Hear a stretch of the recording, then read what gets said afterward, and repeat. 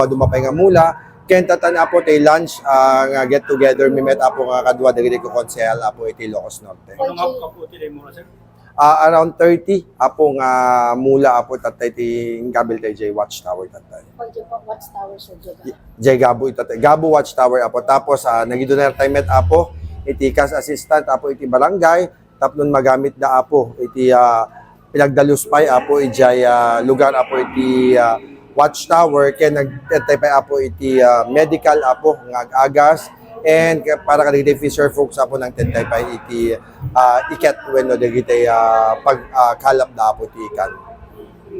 So ito nagmula kayo sir, kompleto ti kamkamang. Almost apo ada kami iti 180 plus almost 190 participants ata kasi dagiti duma apo dagiti ABC napanda nag-attend iti National Conference sa J Manila.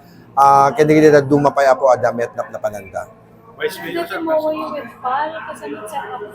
Well, madamdama apo agmowa signing with Philippine Airlines madamdama tapnon maka ala apo ti diskwento apo dagiti ko konsehales tayo no agluganda apo iti Philippine Airlines. Lifetime. Handa pa ni baga DJ nated game good for a year pa lang di kontrata mi pa lang for the good start pa lang for the discount pa lang.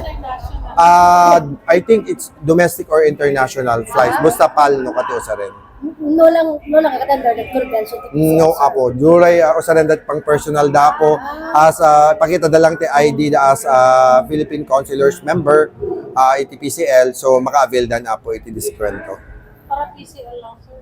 At the moment ngayon apo isa pa lang din naalatay nga mowa so probably siguro kitain tayo ito no kasano tayo pa ilawak pa dito yung programan to. Sir, kasakit siya sa iti Senate, iti pinmasan iti House of Representatives na House regarding the GSIS continuation contribution. Well, we have really confident apo nga ipadanon tayo pa lang apo kina apo Senadora Amy Marcos tapnon isuna apo iti mga sponsor apo ijay Senate tapnon agbalin apo nga law dito pinmasa ijay Congress apo idi last August 28 apo te pinakapasa dito Bill 10733 apo which is dito tay GSIS law apo nga mabalinan apo agbayad dagiti elected official apo ti voluntary contribution da apo no pas pagarigan ko man nagrest da apo iti public service as elected official mabalindan apo nga bayadan met nga voluntary dito yan. So nabayag ilablaban dito it's been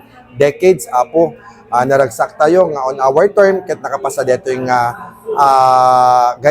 gakat apo iti Kongreso. So ilaban tayo laingen apo iti Senate Dizay amo tayo met nga na managsuportar apo iti Senator Amy Marcos. Kasi ang celebration dito sir, ano the activities after today? Well, ada digiti feeding programs ni apo maangay kadigiti LGUs apo lalo kadigiti adda apo opisyalis apo ti PCL Ilocos Norte kadigiti municipality nga adam anana so ada anang digiti schedules da han pay nga naited kasi madamdama pa maited ti seed nga money nga mausar para kadito nga programa. Ano amount na sir? 10,000 apo kadigiti LGUs nga ada official apo iti Philippine Consulars League.